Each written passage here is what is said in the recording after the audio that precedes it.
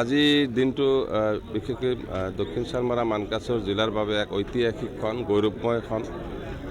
আজি অসম মালাৰ অন্তৰ্গত 3.0 অন্তৰ্গত 25.209 অৰ্থাৎ 209 25 কিলোমিটাৰ আৰু 209 আমাৰ দীৰ্ঘ এখন ৰাস্তা অনুমোদন কৰিলে মাননীয় প্ৰধানমন্ত্ৰী ডাঙৰীয়া। যি ৰাস্তাখনৰ কথা আমি ক'ব পাৰিম যে আমাৰ প্ৰাণকেন্দ্ৰ। বহুদিনৰ পৰা আমি ভুগি আছিলোঁ, নানান সমস্যাত ভুগি আছিলোঁ। মানুহৰ আকাংক্ষিত এই আঁচনিখন আজি উদ্বোধন কৰিবলৈ পাই আমিও এইখনত উপস্থিত থাকিব পাই নিশ্চয় আনন্দ উপভোগ কৰিছোঁ, ভাল লাগিছে।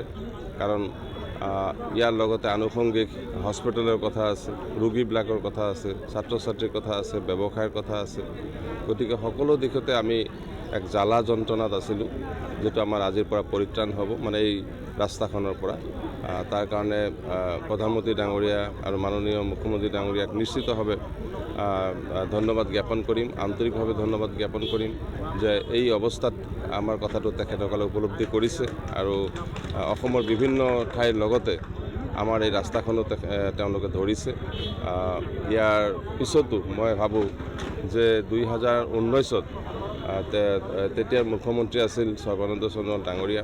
লক্ষীপুৰ হৈ আইৰকাটা হৈ পোনে পোনে এখন ৰাস্তাৰ বাবে তেখেতে এটা ডিপিআৰো মোবাইলে এৰি দিছিল, যিটো মই প্ৰস্তাৱ ৰাখিছিলোঁ হাৰচিংমাৰী MP ইলেকশ্যনৰ সময়ত। এই প্ৰচেছটো লাহে লাহে আগবাঢ়ি আছে যদিও প্ৰেক্টিকেলত এতিয়াও তেনেকুৱা পৰ্যায় অহা নাই, কিন্তু এইটো আমাৰ মনত আছে আৰু এইটো আমি কৰিমেই ইনশাআল্লাহ। আমাক কৰিব লাগিব, কাৰণ অসমৰ ৰাস্তা পোনে পোনে আমাক লাগিব, নহ'লে বিভিন্ন সময়ত আমাৰ নানান সমস্যা দেখা যায়। আৰু বাকী মই যিটো কৈছোঁ যে যোগাযোগৰ ক্ষেত্ৰত আল্লাহৰ ওচৰত, ঈশ্বৰৰ ওচৰত আশা ৰাখিছোঁ যে বহুখিনি পিছুৱাই আছোঁ আমি। ভাৰতবৰ্ষ তথা অসমৰ তুলনাত মানকাছৰ বহুত পিছুৱাই আছে যোগাযোগৰ ক্ষেত্ৰত, ৰাস্তা ঘাটৰ ক্ষেত্ৰত, ব্ৰিজৰ ক্ষেত্ৰত।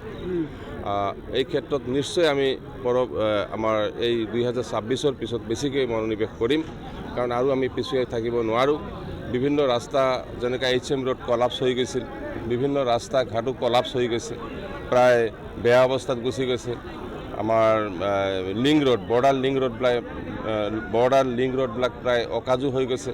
এতিয়া ওপৰলাই নকৰক, যদি যুদ্ধ লাগে, আমাৰ যুদ্ধৰ কেনেকৈ যাব, টেংকাৰ কেনেকৈ যাব, আমাৰ যুদ্ধ কেনেকৈ হ'ব। গতিকে তাৰোপৰিও বৰ্ডাৰ ৰোডটো আমি ইয়াৰ আগতেও কৈছোঁ, আজিও কথা দিলোঁ যে বৰ্ডাৰ ৰোডটো এইটো এটা বানকাপ ৰোড হৈ আছে। এই বৰ্ডাৰ ৰোডটো আমি কমেও 15-16 ফুট দীৰ্ঘৰ আমি বৰ্ডাৰ ৰোড কৰিম, যিটো আমাৰ আশা আছে। আমি ইতিমধ্যে কথা পাতিও আছোঁ। এই বৰ্ডাৰ ৰোড এতিয়া প্ৰায় ভগ্নাৱশেষ, কাৰণ লিকেজ বহুত আছে, বহু ক্ষেত্ৰত বহু কিলোমিটাৰৰ ওপৰত কিলোমিটাৰ লিকেজ ওলায়, যিটো বানপানীৰ সময়ত বা পানীৰ সময়ত বহুত ভয়ানক ৰূপ ধাৰণ কৰে। গতিকে আমি এই ক্ষেত্ৰতো মনোনিৱেশ কৰিম আৰু নিশ্চিতভাৱে আশা ৰাখিছোঁ যে বৰ্ডাৰ ৰোডটো আমি শক্তিশালী বৰ্ডাৰ আমি বনাবলৈ আমি সচেষ্ট থাকিম।